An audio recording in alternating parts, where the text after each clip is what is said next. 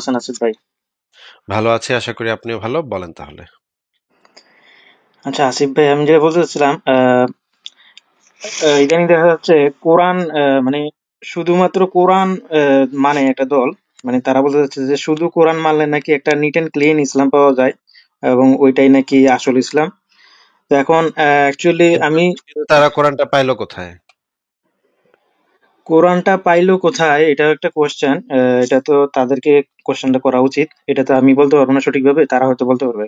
কিন্তু আমার আহ, একটা প্রশ্ন আছে, সেটা হলো কিন্তু তাদের তাদের অবস্থানটা যে ভুল এবং মিথ্যা, এবং তারা যে বর্তমানে নাস্তিকদের এই যে প্রচন্ড সমালোচনা, নাস্তিকরা সারা পৃথিবীব্যাপী, শুধু বাংলাদেশই না, সারা পৃথিবীব্যাপী নাস্তিকরা যে প্রচন্ড সমালোচনা করতেছে, ইসলামের প্রত্যেকটা জিনিস ধরে ধরে খুঁজে খুঁজে বের করতেছে। বাংলাদেশী তো বাংলা ভাষাতেই তো দেখেন কত মানুষ এইগুলা নিয়ে কথা বলতেছে, সমালোচনা করতেছে। এই সমালোচনার তোপের মুখে এখন তারা বিভিন্ন জিনিস অস্বীকার করা শুরু করছে। প্রথমে তারা সিরাত অস্বীকার করলো, তাফসির অস্বীকার করে, এখন হাদিসে অস্বীকার করে, এখন কোরআন স্বীকার করতেছে। কোন রকমে এখন কোরআন স্বীকার না করলে তার কিছু থাকে না, তাই না? এখন কোরআন তাও স্বীকার করতেছে, কয়দিন পরে আবার কোরআনের অর্থ চেঞ্জ করে ফেলতেছে। এন্ড যেখানে বলা আছে এইটা, তারা ব্যাখ্যা করতেছে না, এটা দ্বারা এটা বুঝাইছে। এন্ড এটা যে বুঝাইছে, এটা তো নবী এবং তার সাহাবীরা কি বুঝছে সেটা তো জানতে হবে, যে এটা দ্বারা আসলে কি, তারা কি মিন করছে। তারা যেটা মিনিং বের করছে সেটা তো পাওয়া যায় হাদিস থেকে। এখন হাদিস যদি বাদ দেয় তাহলে তো কোরআনের কোনো অর্থ থাকে না ভাই। কোরআন তো একটা জাস্ট একটা, মানে যে যার যেমন ইচ্ছা তেমন করে এটা ব্যাখ্যা করে নিতে পারে। কোরআনের এক একটা শব্দের এতগুলা মানে অর্থ হয়, আহ, যে যে কোনো মানুষ যে কোনো অর্থ তৈরি করা ভুং ভাং দিয়ে দিতে পারে। And এই জিনিস নিয়ে তো আলোচনা করার মতো কিছু নাই এদেরকে। তবে এরা হচ্ছে গিয়ে কোপাকুপি করে না, যেহেতু সেহেতু এদেরকে নিয়ে আমাদের এত চিন্তা নাই, বা এদেরকে নিয়ে এত সময় নষ্ট করতে আমরা চাই না। হ্যাঁ, ইউসুফ ভাই বলেন। আচ্ছা ঠিক আছে, তারা কোপাকুপি করে না, তাইলে তো এখান থেকে বোঝা যাচ্ছে যে হইতেও পারে তারা যেটা বলতেছে যে আসলে সঠিকই, কারণ তারা তো আর না, না, কোপাকুপি করতে কোপাকুপি চায় না। করে না এটা থেকে তো তারা সঠিক প্রমাণ হয় না। কোপাকুপি তো ভাই অনেকেই করে না। আমরা তো আরো বেশি কোপাকুপি করি না, তাই না? তাতে তো আমাদের জিনিসটা সঠিক তা প্রমাণ হয় না ভাই। হ্যাঁ, আমাদের বক্তব্য সঠিক এটা প্রমাণ করতে হইলে সেটা সপক্ষে যুক্তি প্রমাণ এই জিনিসগুলো উপস্থাপন করতে হবে। কেউ কোপাকুপি করে না সুতরাং তারা সঠিক কথা বলে, এইটা তো কোনো মানে যৌক্তিক অবস্থান হইতে পারে না, তাই না? আচ্ছা আচ্ছা, তাইলে মানে ধরেন এই বিষয়টা যদি কনসিডারেশনে নিয়ে তাদের সাথে একটু আলোচনা করা যায় যে আসলেই কি তারা সঠিক বলতেছে কিনা, এটার একটা আয়োজন করা যায়, যাইতো যদি, যে আয়োজন তো তাদের আমরা অবশ্যই করা যায়, কিন্তু তাদেরকে তো আগে, তারা হচ্ছে প্যাচাইল্লা লোক। হ্যাঁ, মানে যখন তাদেরকে জিজ্ঞেস করা হয় যে আপনি কোরআনটা পাইছেন কোথায়, ভাই এক প্রশ্ন ১০০ বার যদি ঘুরায় ফিরায় করি তারপরে তারা এই দিকে যাবে না। হ্যাঁ, কথা ওদিকে ঘুরাবে, সেদিকে ঘুরাবে, বলবে আপনি ভাই এরকম শুরু করছেন, আমারে কেন এরকম করতেছেন? আপনি দেখেন কোরআন, দেখেন কোরআনের এই আয়াত দেখেন, সেই আয়াত দেখেন। যখন জিজ্ঞেস করি ভাই আল্লাহর রাস্তে বলেন কোরআনটা আপনি পাইছেন কোথায়? আমি বাজার থেকে কিনছি ভাই, আমি ওইখান থেকে নিয়ে এসেছি, আমার একটা বন্ধু দাঁত দিছিল আমার কোরআন। ভাই এইগুলা কি কোরআন পাইছেন কোথায় এটার উত্তর? এখন আপনি যদি একটা সিম্পল কোশ্চেন, একটা বেসিক, ভেরি বেসিক কোশ্চেনের উত্তর তাদের মুখের থেকে বাইর করতে না পারেন, তাদেরকে আপনি বোমা মারবেন তাও এই প্রশ্নের উত্তর তারা দিব না। কোরআনটা পাইছেন কোত্থেকে ভাই? কোরআনটা আইলো কই থেকে আপনার কাছে? কোন কোরআনটা আপনি পড়তেছেন ভাই? এই কোরআনটা সর্বপ্রথম কারা সংকলন করছে? এই জিনিসগুলা নিয়ে প্রশ্ন করলেই তারা নানা পেঁচাপেচি, এইদিক সেদিক কথাবার্তা বইলা কেমনে জিনিসটারে ঘুরান যাবে এই চেষ্টা করতে থাকে। এদের সাথে তো তাইলে কথা বলা যায় না ভাই। এদের সাথে আপনি মানে ৩ ঘন্টা যদি আপনি এই প্রশ্নটা করেন, আপনাকে আমি চ্যালেঞ্জ দিতেছি, আপনি ৩ ঘন্টা এই প্রশ্ন করবেন।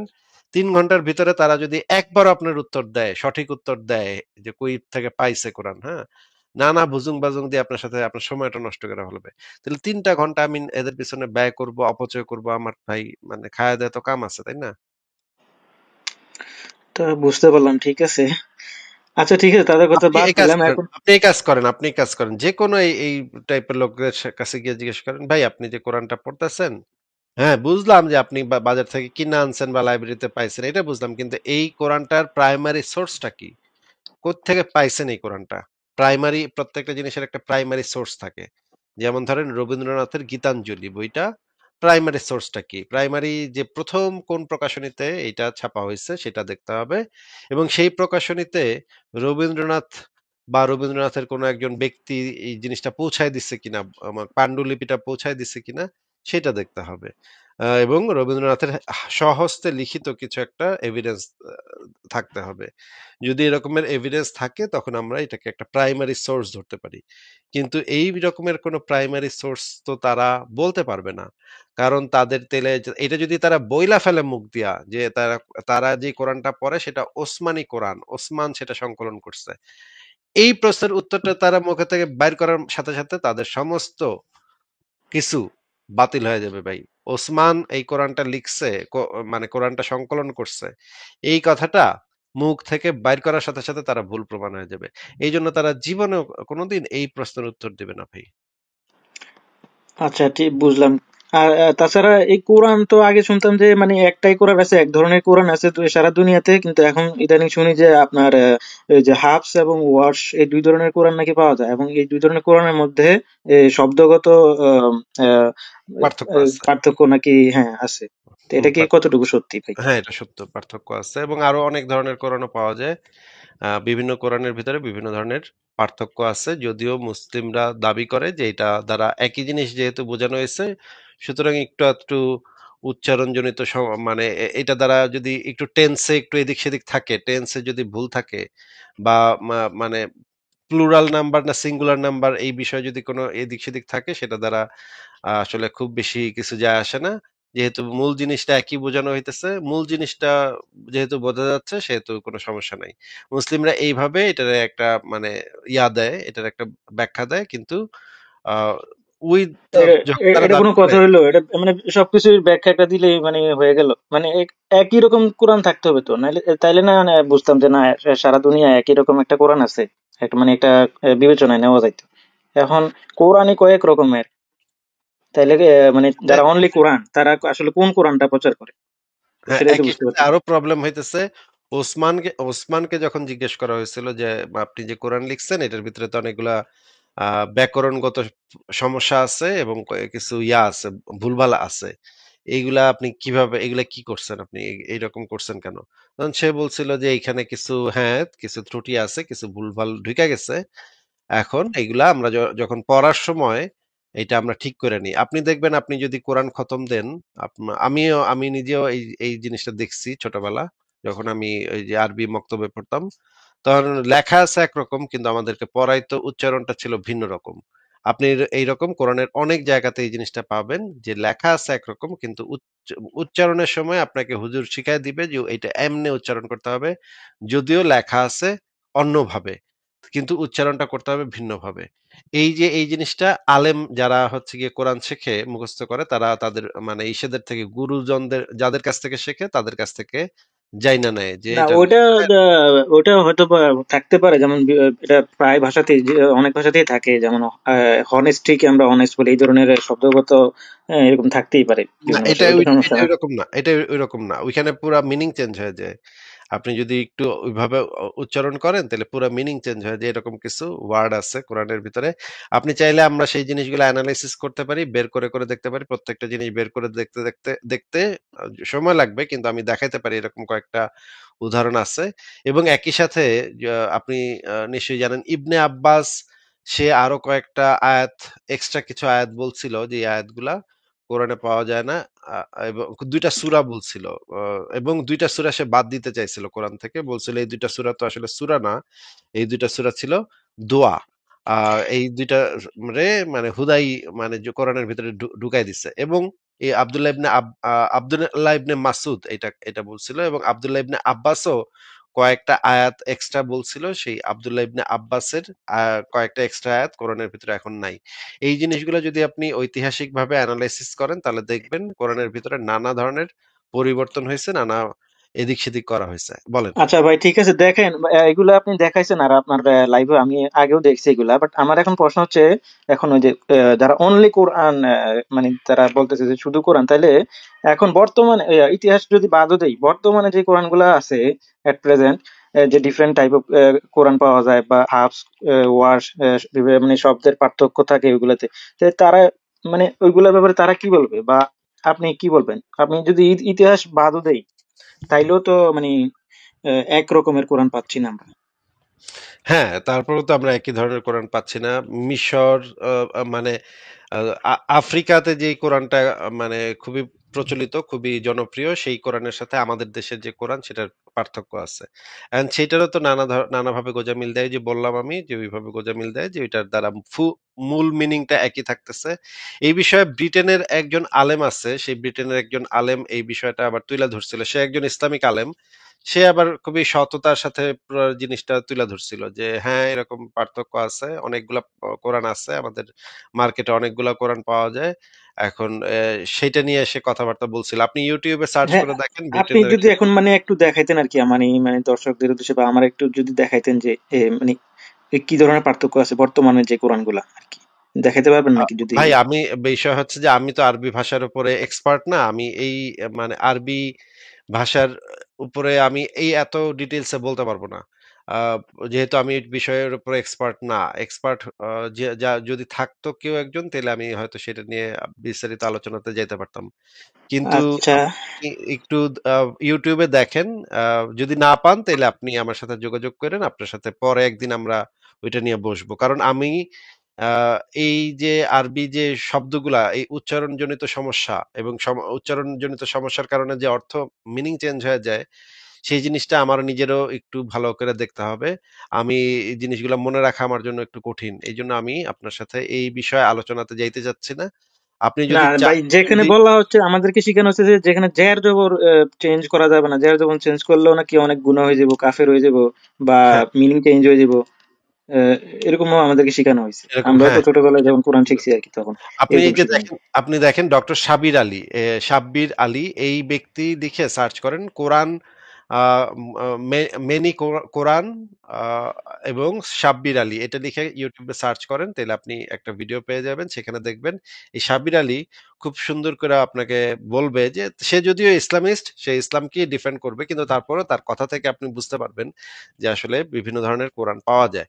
আমি এই বিষয়ের উপরে এক্সপার্ট না, উনি এই বিষয়ের উপরে এক্সপার্ট। ওনার বক্তব্যটা আপনি শোনেন, সেটা আপনার আপনার জন্য আরো ভালো হবে আমার আচ্ছা থেকে। ঠিক আছে, তাইলে তাইলে ঠিক আছে, আমি ওনারটাই দেখবো।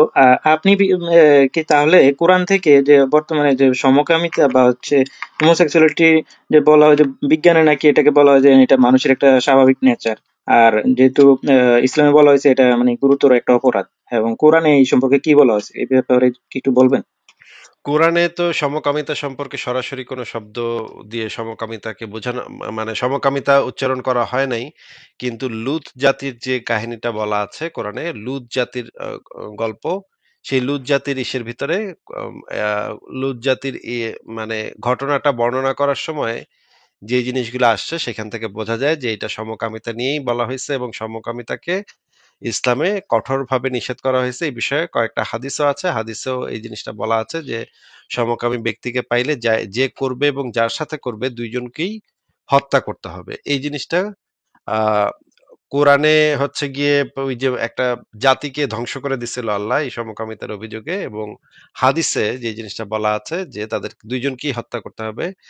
আর আলেমরা যারা শরিয়া আইন তৈরি করছে, যারা চার মাযহাবের চার ইমাম, তারা বলছে যে বেশিরভাগ আলেমের মত হইতেছে তাদেরকে উঁচু একটা বিল্ডিং এ নিয়ে ধাক্কা দিয়ে নিচে ফেলে থ্যাতলায় মেরে ফেলতে হবে। এটা হচ্ছে সমকামিতার শাস্তি।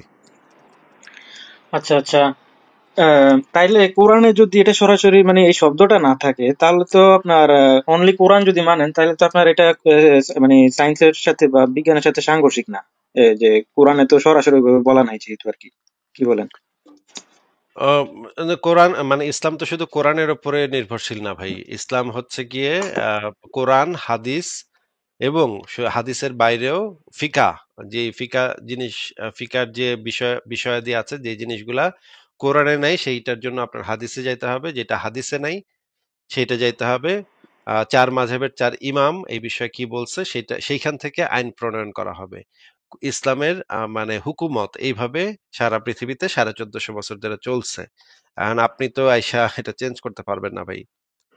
না, কিন্তু পারবো না, বাট হাদিস মানতে গেলে তো নাস্তিক হওয়া ছাড়া মানে কোনো উপায় নাই। ওটা তো মানে আপনার ভিডিও থেকে আমার দীর্ঘদিন ধরে দেখতেছি, নাস্তিক হওয়া ছাড়া কোনো উপায়ই নাই আপনার হাদিস মানতে এগুলো গেলে। এই জন্য ইসলামের আকীদা হইতেছে যেগুলা নিয়ে আপনার সন্দেহ হবে সেগুলা নিয়ে আপনি বেশি চিন্তা করবেন না, আপনি নামাজ রোজা বেশি বেশি করবেন, এটাই হুম। বলা আছে। ইতিহাস আলেমরা এটাই তারপরে বলতেছে। হাদিস এগুলো মানতে গেলে নাস্তিক মানে মানে 100% হইবই, মানে কেউ যদি একটু সময় নিয়ে আর কি আপনার ভিডিওগুলো দেখে নাস্তিক হবেই, এটা আমি কিন্তু বলতে ভাই পারি। এই জন্য তো আপনাকে ওগুলা নিয়ে বেশি বাড়াবাড়ি চিন্তা ভাবনা করতে বা নিষেধ করা হয়েছে, এগুলো নিয়ে এত বেশি চিন্তা করবেন না। আপনি মনে ঈমান রাখবেন, এবং জান্নাতের আশা রাখবেন, এবং আপনি নামাজ রোজা করবেন, এটা করলে আপনি জান্নাতে যেতে পারবেন। এইটা তো হ্যাঁ। বলা হয়েছে, এখন এটা করেন না, আপনি। এখন ওই যে যারা অনলি কোরআন মানে তারা বলতেছে কি যে আমরা এককালে মানে এরকম হাদিস মানতে গিয়ে নাস্তিক হওয়ার পথে চলে গেছিলাম আর কি, তো এখন আমরা শুধু কোরআন বোঝার চেষ্টা করতেছি। তো আমরা দেখতেছি যে না, কোরআন যা বলতেছে ওইভাবে মানলে আসলে নাস্তিক হওয়া লাগবে না আর কি। ভাই এরা আসলে নাস্তিকই, এরা ওই যে জাস্ট এখন মানে দেখেন কয়দিন পরে এরা এখন বলতে পারতেছে না বাংলাদেশে, তাই তো বললে মাইর খাবে, তাই না? আত্মীয় স্বজন মানে বয়কট করবে, আত্মীয় স্বজনদের ভিতরে গ্যাঞ্জাম হবে, এই জন্য তারা এটা বলতে পারতেছে না। তারা আসলে নাস্তিক, অনলি কোরআন, এরা সবাই নাস্তিক। কিভাবে শিওর হলেন আপনি তারা যে নাস্তিক? আমি শিওর, আমি শিওর, আমি জানি ভাই। মানে কোনো কারণ লক্ষণ আছে কিনা, কি লক্ষণ, মানে আমরা কিভাবে বুঝতে পারি যে ওই তারাও নাস্তিক? আমরাও তো একটু মানে শিওর হতে হবে আর কি, তাহলে আমরা আর কারণ বিভ্রান্ত হবো না আর কি। কারণ হচ্ছে যে কোরআনের ভিতরেই তো বলা আছে ভাই যে নবীকে অনুসরণ করতে হবে, এইটা তারা মানতেছে না, তার মানে তো তারা নাস্তিক। হুম। নবীকে অনুসরণ করতে হবে, এখন তারা বলতেছে নবী কি অনুসরণ করতো? নবী তো কোরআন অনুসরণ করতো, কোরআনের বাইরে তো আর নবী কিছু বলে নাই। না, নবী যে মানে নবী কি হাগার সময় কোরআনকে অনুসরণ করতো? যেমন ধরেন একটা আয়াত আছে যে আহ, একটা আয়াতে বলা আছে যে নবীকে বলা হচ্ছে যে তোমাকে যে আমি স্বপ্ন দেখাইছিলাম, হে নবী তোমাকে যে আমি স্বপ্ন দেখাইছিলাম, আল্লাহ বলতেছে, হ্যাঁ।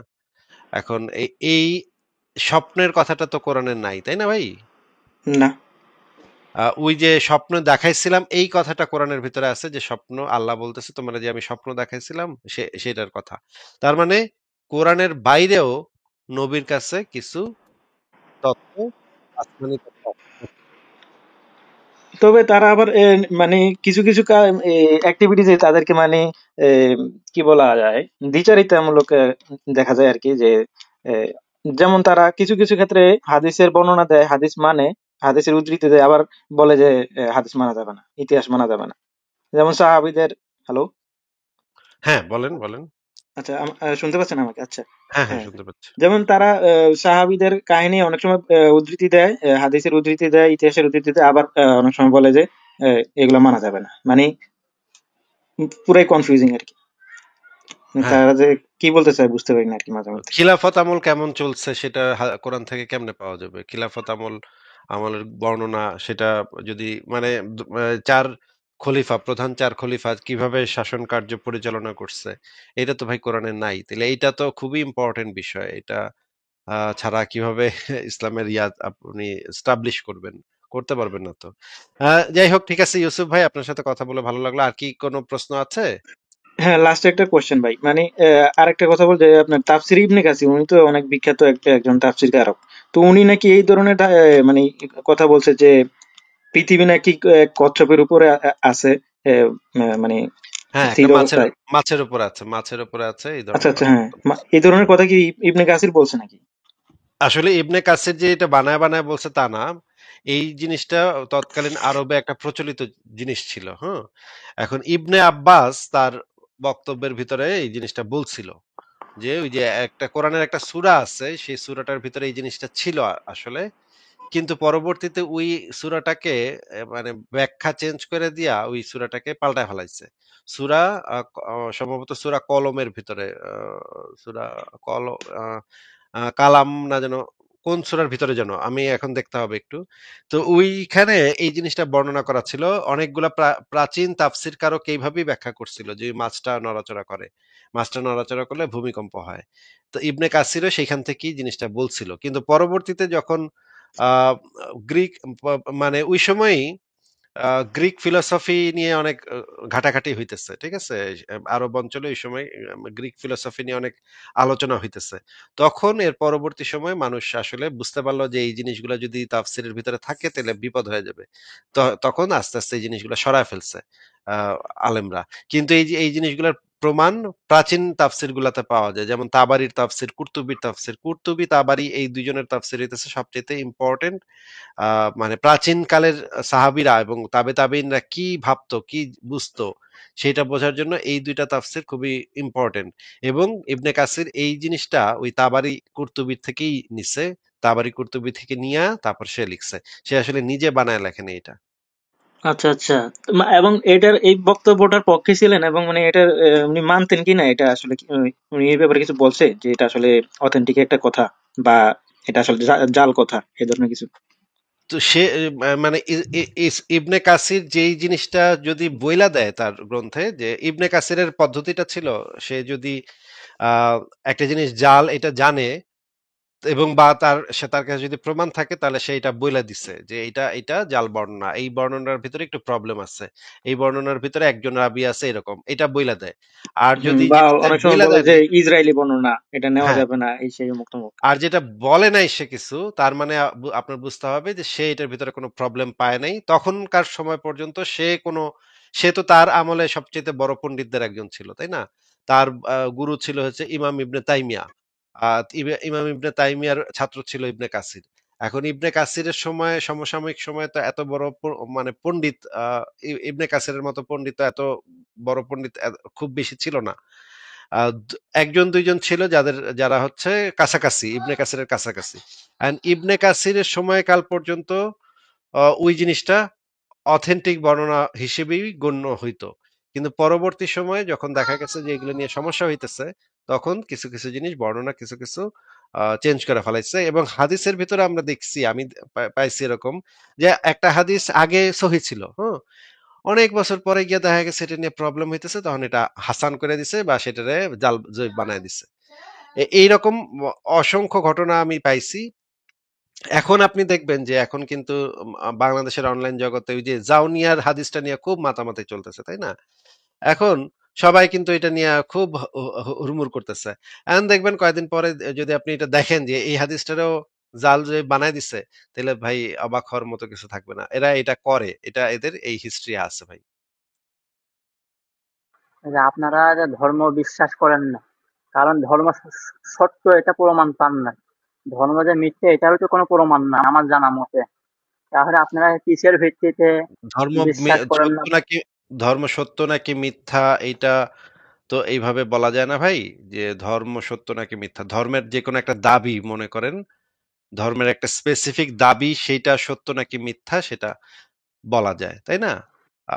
যেমন ধরেন ধর্ম তো অনেক বিরাট বিষয়, ধর্মের ভিতরে হাজার হাজার জিনিস আছে, একটা ধর্ম তো হাজার হাজার কথা একটা ধর্মের ভিতরে বলা আছে।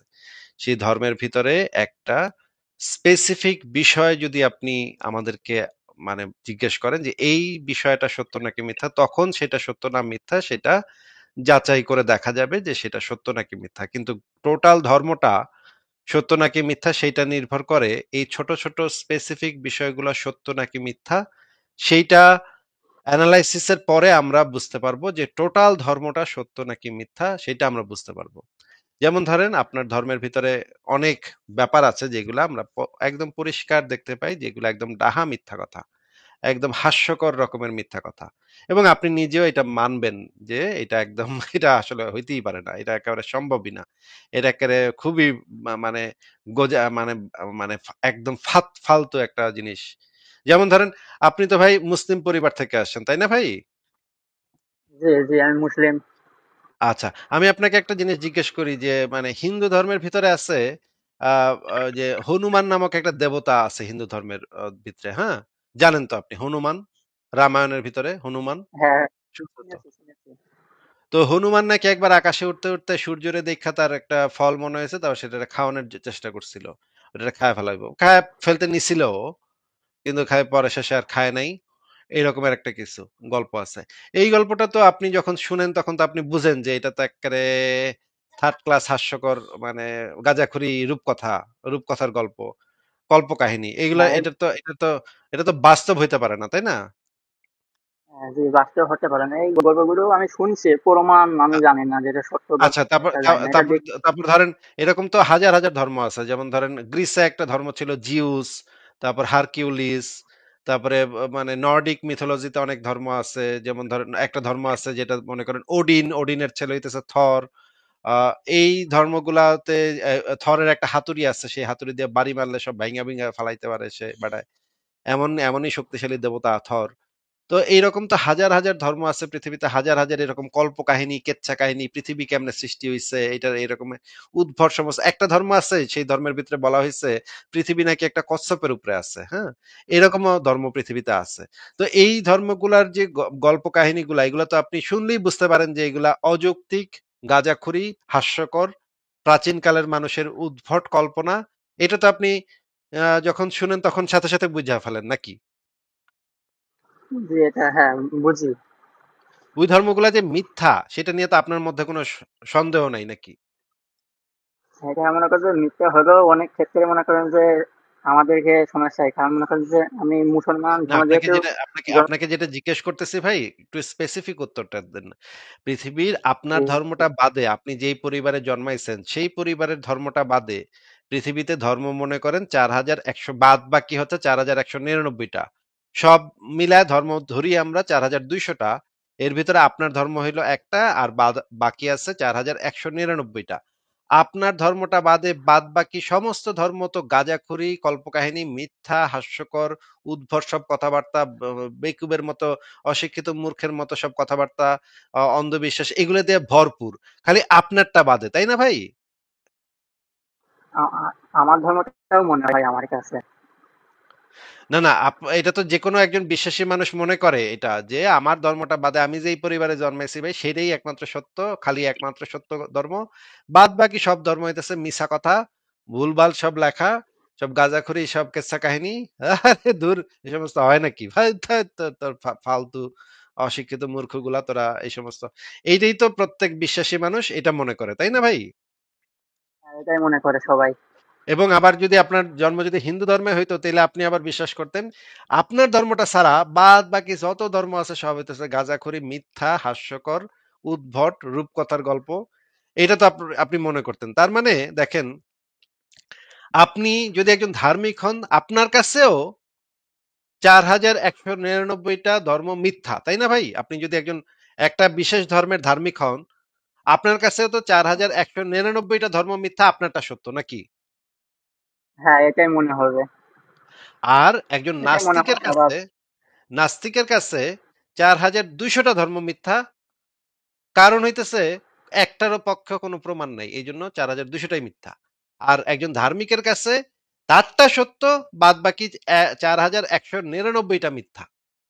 তাইলে আপনার সাথে মানে একজন বিশ্বাসীর সাথে, বিশ্বাসী ধার্মিকের সাথে আমার পার্থক্য হইতেছে একটা ধর্ম নিয়ে শুধুমাত্র, তাই না? 4199টা ধর্ম সম্পর্কে তো আমরা দুইজনই একমত যেগুলা মিথ্যা, নাকি ভাই? হ্যাঁ, একমত। 4199টা ধর্ম সম্পর্কে আমিও যেই কথা বলতেছি, একজন বিশ্বাসী মুসলমানও সেই কথাই কইতেছে। ভাই, ঠিকই কইছেন নাস্তিক ভাই। এই 4199টা সবটি ধর্ম হইতেছে মিছা কথা, উদ্ভট সব গাঁজাখুরি, অশিক্ষিত মূর্খগুলা এগুলা বানাইছে। মানে এগুলো হয় নাকি? এগুলো যুক্তিতে আসে নাকি? কি কয় এই সমস্ত ফালতু আলতু ফালতু গাঞ্জাখুরি কথাবার্তা।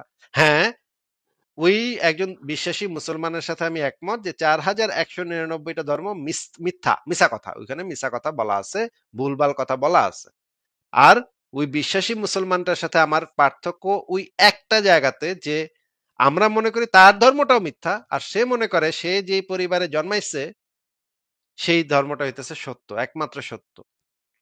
এখন আমাদের সাথে তো একজন বিশ্বাসীর পার্থক্য হইতেছে 4199টা আমরা আমরা একমত, একটা ধর্ম নিয়ে আমাদের দ্বিমত, তাই না ভাই? তাহলে তো আমরা তো কাছাকাছি, আমরা তো খুব বেশি যে আমাদের মত পার্থক্য তা তো না। আমাদের মত পার্থক্য হইতেছে একজন বিশ্বাসী মুসলমান যে পরিবারে জন্মাইছে, বা একজন বিশ্বাসী হিন্দু যে পরিবারে জন্মাইছে, আমরাও ওই রকমই একটা পরিবারে জন্মাইছিলাম, কিন্তু আমরা যুক্তি দিয়ে যাচাই করে দেখছি এবং যাচাই করে বুঝতে পারছি আমি যে পরিবারে জন্মাইছিলাম সেটাও আসলে আলটিমেটলি মিথ্যা। কিন্তু একজন বিশ্বাসী ধার্মিক ব্যক্তি সেই যাচাইটা করতে চায় না, কারণ তাতে তো তার ধর্মটা মিথ্যা প্রমাণ হয়ে যাবে। তার ধর্মটা মিথ্যা প্রমাণ হয়ে গেলে তো ভাই কেমনে হইলো? তাইলে তো ভাই মানে মানতে পারলাম না ভাই, আমার ধর্মটা মিথ্যা। না ভাই, এটা মানতে পারলাম না। এটা তো এই জন্য তারা মানতে চায় না। হ্যাঁ, অন্ধবিশ্বাসের কারণে তারা মানতে চায় না যে সে যেই পরিবারে জন্মাইছে সেটাও মিথ্যা। এই কারণে তারা ওই জায়গাটাতে স্থবির থাকে, ওই জায়গাটাতে তারা ঘাড়তারামি করে, অন্ধবিশ্বাসী থাকে। এখন এটা তো তারা থাকতেই পারে, কিন্তু ধর্ম মিথ্যা, আপনি যে আমাকে আইসা জিজ্ঞেস করলেন যে আপনারা তো আপনাদের মতে ধর্ম মিথ্যা। ভাই ধর্ম মিথ্যা তো এটা তো ধার্মিকদেরও মত। ধর্ম একজন ধার্মিকের কাছেও তো 4199টা ধর্ম মিথ্যা। খালি একটা ধর্ম সত্য। তাই না ভাই? ইসলাম তো এটা বলে যে হ্যাঁ, বাদবাকি সব ধর্ম মিথ্যা কথা, ভুলভাল, বিকৃতি, দূষিত হয়ে গেছে, মিথ্যা ঢুকে গেছে। ওগুলা সব মিথ্যা, খালি ইসলাম ধর্মটা সত্য। তাই না? ইসলাম এই কথা বলে না? হ্যাঁ, এটাই বলে, এটাই শুনে তাইলে থাকি। তাইলে তাইলে আপনার সাথে আমার পার্থক্য হইতেছে ওই যে ওই একটা জিনিস নিয়া যে আপনিও যে কথা কইতেছেন আমিও সেই কথা কইতেছি। ঠিকই কইছেন, 4199টা ধর্ম মিথ্যা। এই বিষয়ে আমরা দুজনই একমত। আপনার সাথে আমার পার্থক্য হবে ওই যে একটা ধর্ম নিয়া, যেটা হইতেছে আপনি যেই পরিবারে জন্মেছেন সেইটা আমি মনে করি মিথ্যা, এবং আপনি মনে করেন সেটা সত্য। এখন আপনার কাছে কি যদি সেই ধর্মটা সত্য এটার প্রমাণ থাকে, তাহলে তো আমাদেরকে দিয়ে দিলেই হয়। দেখায় দেন ভাই, ওই যে দেখেন ভাই আমরা আমাকে ধর্মটা সত্য। তাহলে আমরা এটা দেখলে তো আমাদের তো ভালো, আমরা জান্নাতে যাবো একসাথে, আমরা ওখানে হুল লাগামু, অসুবিধা কি? আপনি আমি ভাই ভাই একসাথে হুল লাগাই, নাকি বলেন ভাই? আপনি আমি ভাই ভাই একসাথে হুল লাগাই, তারপরে আমরা একসাথে হুল লাগামু গিয়া জান্নাতে গিয়া। তাহলে আপনি আমার প্রমাণটা দিয়ে দেন ভাই, অসুবিধা কি?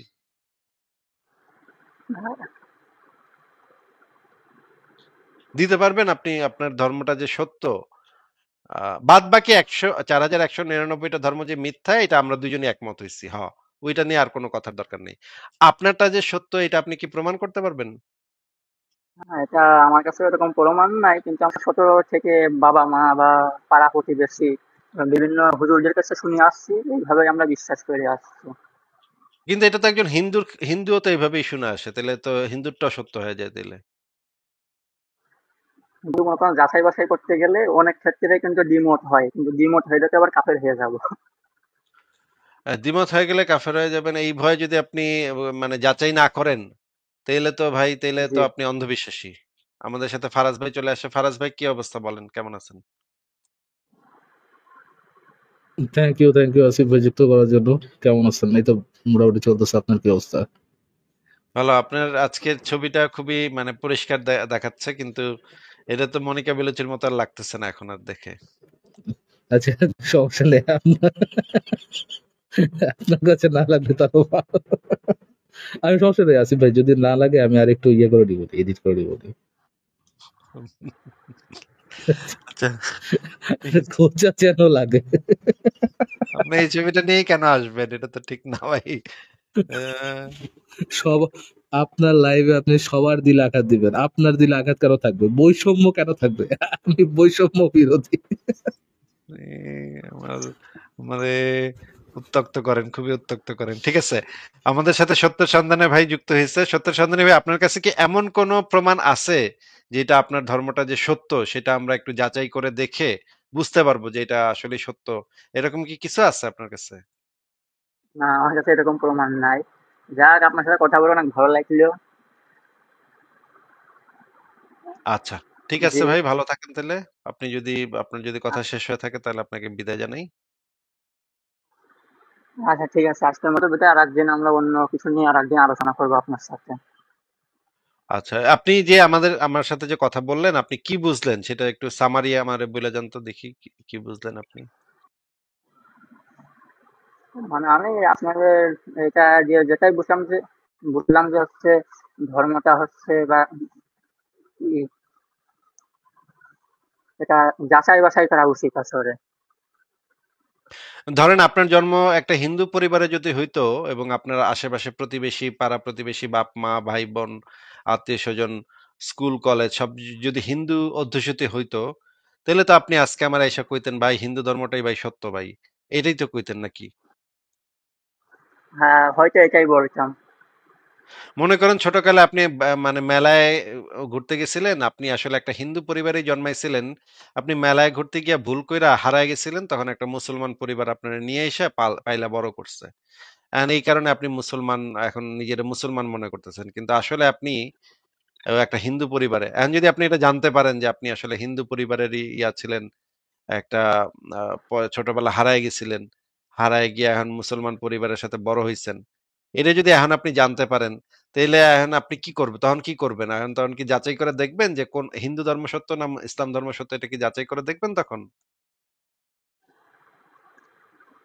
মানে যাচাই করার তো আমাদের ওইরকম সুযোগ থাকে না আসলে।